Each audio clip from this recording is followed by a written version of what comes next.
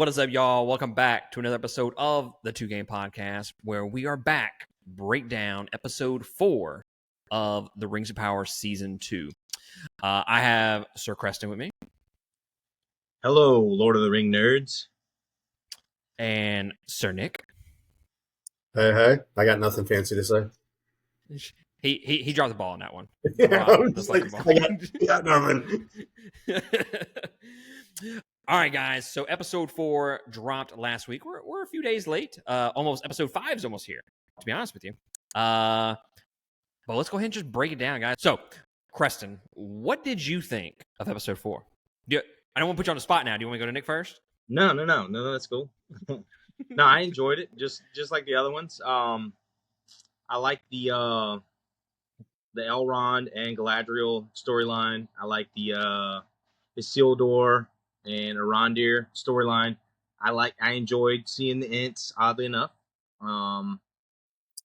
Never thought I would say that, but I actually enjoyed that. I was going to mention that. I didn't terribly mind the new Hobbit creatures, the Stoors, but it was definitely the low spot of the episode. Did we even see the stranger in this one?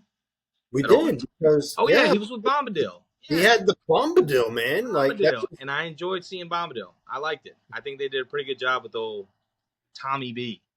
I really liked how they subtly inserted Bombadil singing off kind of randomly, not like in the middle of a conversation, because I was curious how that was going to go.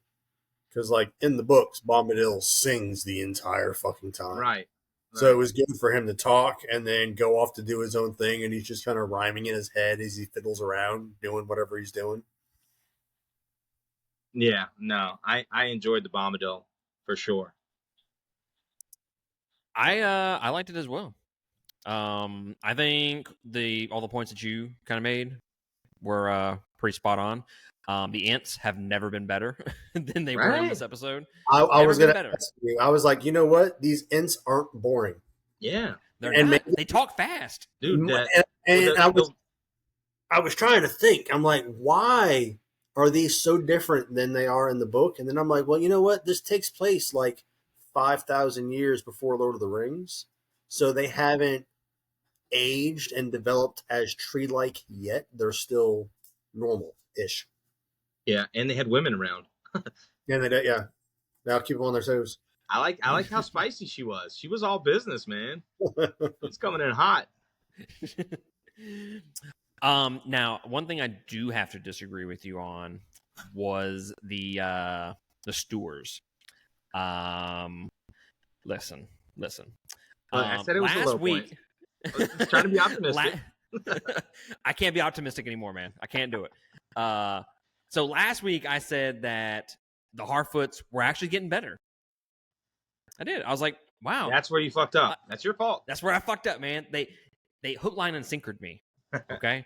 Because now I'm just like, and we all know me. I hold grudges and I don't forget shit. And now I have officially jumped off the fucking bandwagon for the Harfoots. There's no coming back from this. I fucking hate the storyline, and I wish it would just die and go away and never come back. The Ents are better than this from Lord of the Rings. They are.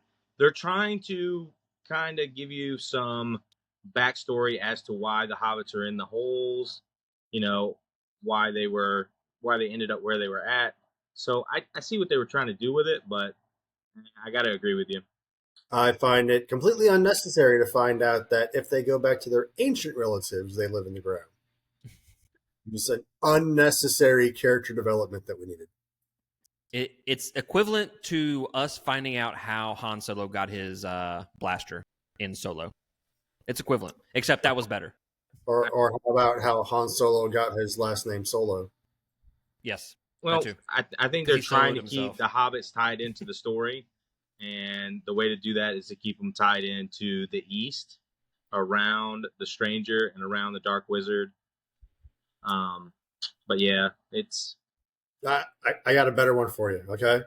The Stranger creates a sandstorm and blows the Harfoots back home. We were close. And then, he went to the wrong home. Yeah. Blows them back home. he figures out who he is, becomes the wizard he wants to be, and then as Gandalf, because I'm still thinking he's Gandalf, as Gandalf returns back to the hobbits in the future. And let's just write the hobbits out. Now, I will say this: the stranger was, and maybe it was Bombadil in this. I don't know, but I liked everything with the stranger and Bombadil in this. Yeah. Now that he got away from the Harfoots, when he got away from the Harfoots, I'm like, dude, you're not that bad. It's really just the Harfoots. I'm not convinced that he's Gandalf though. I think if anything, him and the Dark Wizard are the two blue wizards. If there are any of the Astari from the books. I'm still not convinced that he's not going to be just a new addition wizard, a new Maiar that we didn't know was there, but we also didn't know was not there. So they could just write him in. An adaptation of, the Astari. So there's not 5 Astari, there's 20 Astari. And we're just going to... Hey, just fucking take the ball and run with it. I mean, I do... There was a lot of fellowship in this episode. Like a lot of things taken. Well, no, think of it. Tom Bombadil. Yeah. He was in Fellowship. Yeah. Hit the same rhymes he was singing and everything else. There were a few lines from this show that they spoke. From Arundel said something. Made a quote from Gandalf. Whenever the snake monster attacked him or whatever, and he made the comment about there's deadlier, darker things in the deeps of whatever that we don't know about or whatever. That's a line straight from Fellowship from Gandalf. No, I didn't make the connection. Whenever they were in Moria and they were talking about the washer at the wall. Ah, okay. Same exact quote. So we've got Bombadil, we've got that quote, we've got what else was? Oh, the Barrow Wights. That was straight out of Fellowship. Yeah. That was they were at the Barrow Downs. Yeah. Yeah, they went to the Barrow Downs and they had the Barrow Wights. That was straight out of Fellowship. I mean, there was a lot of just Fellowship repetition in this. I mean, granted, you're looking at the source material, what they have to pull from. They're going to have to recycle something out of there. But they just recycled a lot out of Fellowship, not the appendices. What did you think about the Barrow Wights? Fucking dope. See, I was kind of like, yeah, okay. They were badass until they weren't. Right. It was just like, okay, like they figured out how to. Well, Elrond just Elrond just disappears and he goes, "Hold on a second, I'll be right back." And he runs inside one of the barrows and then comes back with a bunch of weapons and he goes, "Hey, I read this in a nursery rhyme one day," and it's just the weapons they're buried with. That's what kills them. I will agree with that. They were badass for about 15 seconds, though. Story of my life. They look cool as fuck, though, with those eyes. I think they did a pretty good job on those. No. I like the look. Character design and graphics were good. Yeah. But it was just a very quick scene. Oh, and we got to see when they came to the crossroads that the bridge was already destroyed. So now they know for sure, okay, somebody's setting this up. They find the dead messengers. Which I'm glad they explained that because they did not. They just showed the dead messengers being dragged away in one of the previous episodes. Yeah. And they finally were like, oh, there they are. Yeah. And so it was the Barrow Wights that did it. It made that nice connection. I was like, okay. But same thing we said about the little worm mud monster dude, bro. That was pretty nice. I did not expect that. That was fucking dope. But like we said in the right before we started recording, that was like The Witcher right there, straight up The Witcher. Yeah. And I was not mad at it. Right. I did not expect that to come out of the mud when they got fucking under. I'm like, all right, she's gonna pull him out with the stick. She's gonna save the day. Everything's gonna be good. And then that fucking monstrosity comes out with the antler teeth. It's like, holy shit. But the thing is, it lasted like 5 seconds, and it's like, really? Like that and the Barrow Wights, like y'all just breezed by both of those sequences. Just really Honey, bad. I'm sorry. Next time, but God forbid you give us something with the Harfoots. Did we see the dwarves at all? I don't think so. I don't think we saw the dwarves. We didn't see Linden. We didn't see Numenor. Which We didn't I'm see okay with that, Sauron. because Numenor's kind of been like a meh for me. Yeah. But we didn't see Sauron or Celebrimbor in Eregion either. Nope. No, They were no, spoken about because they were trying to yeah, get there, but yeah. haven't Well, seen because the them. last time we saw Sauron was when he made the rings for the dwarves. Yeah. Um, I think the next episode is going to be hot, son. It's going to be hot. It's going to be Sauron heavy. Harfoot Light. Probably. Uh, Nah, they're going to cram those we down can't- your throat for the rest of this we for the rest of the we season. can't be fucking lucky. But no, everything with Galadriel in it was fucking dope. And then the stuff with Arndir and Isildur and Estrid, I liked all that. That storyline is pretty good to me. How It's a about little rushed. I think that whole thing is just rushed. but I how about like at the very end, whenever Isildur and Estrid were like right there about to kiss and Oh my everything to God. save the day, and then hubby shows up and she's like, "Oh, you." Dude got so cop blocked. Right? But why is Isildur being portrayed as such a fucking douche? Like, oh, I met you 2 days ago, but now you're the love of my life. Right? Don't worry Like, about what your a- star. Don't worry about What a your baby past. back bitch. Baby back bitch, man. Going back to what you're saying about Galadriel, though, she had some pretty badass fight sequences in the forest there. When she like shot that fucking lantern in the sky and it just poured hot Dude. goo on everybody's face. Right. That shit was hot, son. Quite literally.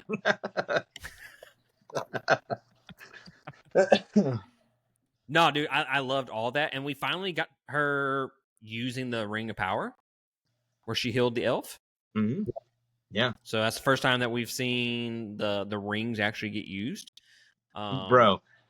And then maybe that was like her, I don't know, like her transforming her powers, because she just went fucking ham on all those orcs as soon as she used it. Maybe it's like a little power up. Yeah, Well, and I like the back and forth between Galadriel and Elrond, because the whole we gotta. She's all like, we gotta do this to save the world and whatever else, and here, take the ring and run away. And they're like, oh man, Galadriel did sacrificed herself to save us and to whatever. And Elrond's like, no, no, she did. that bitch just wanted to save the ring. That's all it was. Dude, I saw a meme. It was like number one ring hater, and it was Elrond in the forest from that scene, and then it was him in Mount Doom with the Isildur, cast it into the fire, and then him at the council in Rivendell, it has to be destroyed. Let's talk a second about Elrond and Galadriel here. Is it just me, or does it feel like Elrond went from like a not necessarily a bad character, not necessarily I'm not saying like in terms of his character being good or bad, but like he was cool in episode 3.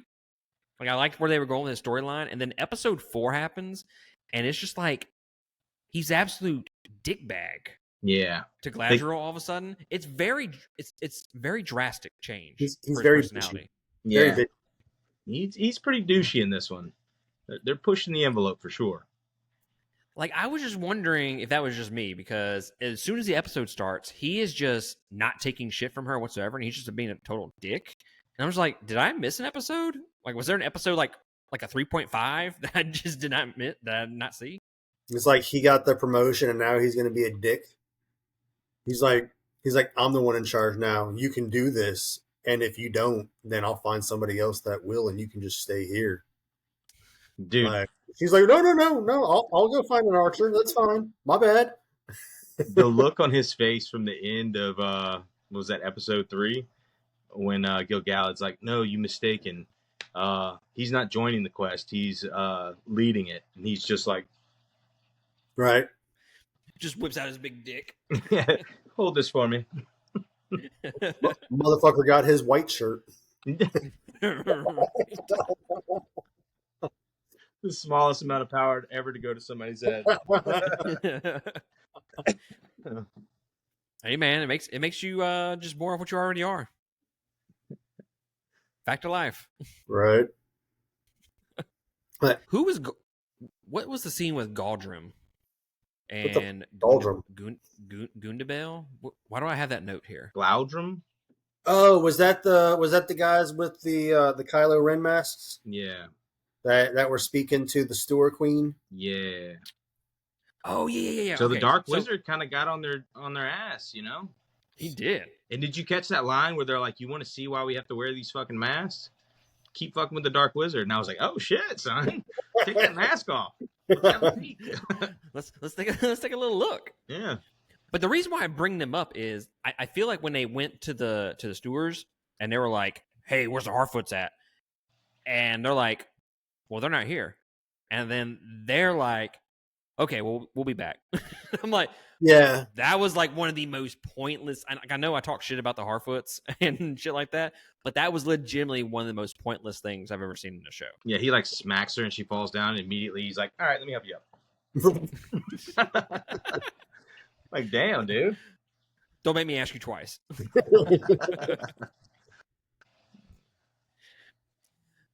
But yeah, man, I thought the episode overall was pretty good. I don't know a whole lot about Tom Bombadil. I guess we can talk about him for a second before we close out the episode. Okay. I didn't know a whole lot about him going into this, and by a whole lot, I mean nothing at all. But I liked his character, and I'm definitely intrigued what they're going to do with him in future episodes. Yeah. Let's make some speculations that we'll never know the answer to. that is true, because something will happen and he'll just disappear off the show, or he'll have his own standalone show called The Adventures of Tom Bombadil, based upon the writings of Tolkien. Jesus Christ. Have you ever read that book? It's No. literally all poems, man. I don't even know if I'd watch that show. That'd be too much fucking singing for me. So There's a couple cool parts, though. yeah, so Tom Bombadil has always been and will always be and always was. So He's let's just- speculate. He's just one of those people that's always been around. Who do you think he is? He's older than old, but he's not Elu. You think he's his brother? Some say he is the manifestation of the music of the Ainur. And What? Ungoliant is the manifestation of Melkor's rage. That's the spider's mommy. Yeah, Shelob's mom. Shelob's mom. Thank you for clarifying. You're welcome. I'm like, gonna. Yeah, y'all gone off the deep end here. I can't swim over there, guys.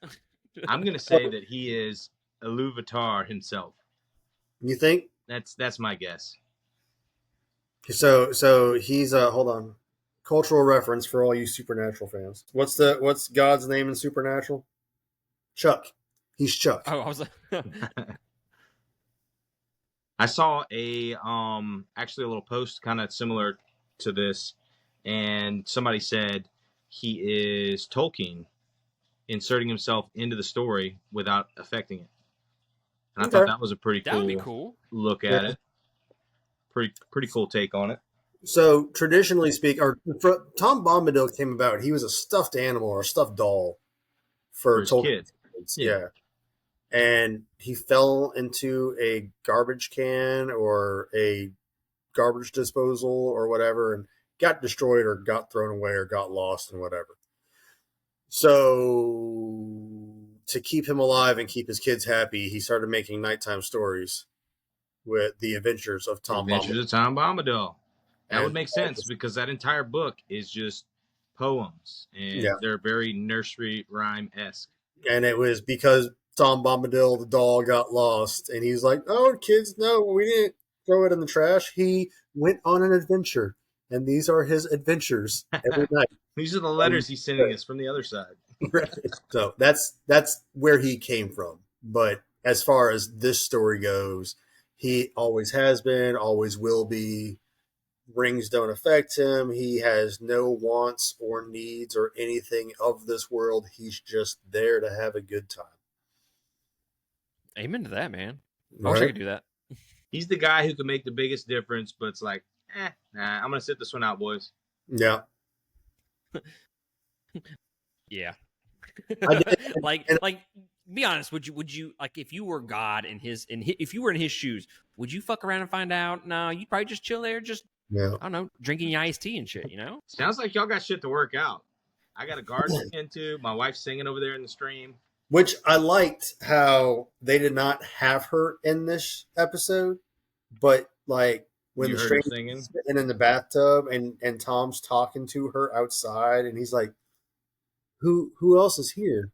And Tom's like, "What the fuck are you talking about? It's just you and me in here. I don't know what you're talking about." So now I'm like, does she actually exist? Or is that like Tom talking to himself? I mean, he's mad. as far as the book goes, she Well, I know in the actually books he exists. exists, Yeah. but we're going on the show now. We're not talking about literature. Tom Bombadil, who's also, schizophrenic. It's our first look at mental illness for The Rings of Power. So do we want to talk about kind of like next week and what we kind of expect from that episode with the way this episode ended with Galadriel being captured, so to speak? I've got Fucking some, hyped, some man. theories. It was a good little cliffhanger. Yeah. It's nice to see the role reversed now. We had Adar in chains at the end of last season, and now she's going to be in chains. Yeah. I've got some theories. I'm all about him. So what you got? So I think Galadriel is going to be taken to Adar. They're going to hash out their differences. They're going to join forces. That's what I was thinking. They're going to have joined forces. What I'm curious about is how Eregion, Celebrimbor, and Durin and the Durin and the dwarves are going to play into this. Are they going to be on the opposite side against the elves as well? Is there going to be any communication between the son Durin and Elrond? Because they're boys. But I think Daddy Durin's going to he's going to take that ring. Oh, absolutely. And he's going to align with Anatar and Celebrimbor in Eregion. So you think it's just Galadriel that joins forces with Adar, or do you think she's able to convince? I doubt it. I doubt the other elves are going to join. Legion, yeah. There's not going to be an elf legion that goes to that. It's going to be Galadriel fighting with Adar and the orcs. Yeah. Yeah, and she's fucking like focused in on like the only thing she has is like tunnel vision for Sauron. Like it doesn't matter who gets in the way, that's what she wants. So I think that's why she's gonna go ahead and join up with Adar and be like, hey, fuck it. Let's join up, let's kill this dude, and then we'll hash out our differences after. Galadriel and Elrond don't have conversations in the OG trilogy, right? No. No. It's weird. I didn't think about that until today. No, because Elrond stays in Rivendell and Galadriel is in Lothlorien. So I'm curious to know if that relationship is ever going to be repaired. Because if it's not, then I think that would further prove our point that she's going to join forces with Adar. Here. There's no hostilities in the show in the trilogy. But there's no pleasantries either. No, because there is, because it's one of those, like, when the Fellowship arrives in Lothlorien, it was Elrond had already sent word that they were on their way, and she was like, "Okay, cool, they'll be accepted in or whatever else like that." And then she sent her help, and they went back and forth with messengers, just never directly. I don't know. I don't know how they repair this relationship with this show. She proposes with a ring. I swear it wasn't made with Mithril. Right. And then once Elrond puts it on, he's like, I feel strangely powerful. Right? Like, yeah, about that. Just a little something I omitted from our little conversation. Mm-hmm. Yeah, overall, I thought it was a good episode. Not the best by any means. It wasn't. It took me like 3 or 4 days to finish it. I don't think it was that bad. I watched it through the first try. It wasn't terrible, but it wasn't because I couldn't keep focused. It was because it was like 10 o'clock at night after work, and it took me 3 or 4 days to get through the entire episode without falling asleep. That's fair enough. It was really just the Harfoot stuff that I just could not get through. Yeah. When it got away from that and it went to like more of like the supernatural elements of the show and the series, I was like, yes, sign me to fuck up, man. Let's fucking do more of this. Where's fucking Henry Cavill at when you need him?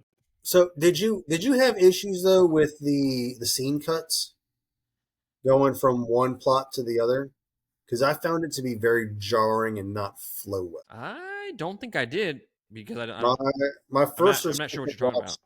My first, well, going from like one group to the next group. Like if you're going from Harfoot storyline to Stranger storyline to Galadriel and Elrond storyline, it was just very abrupt, and it didn't have the same kind of flow to it.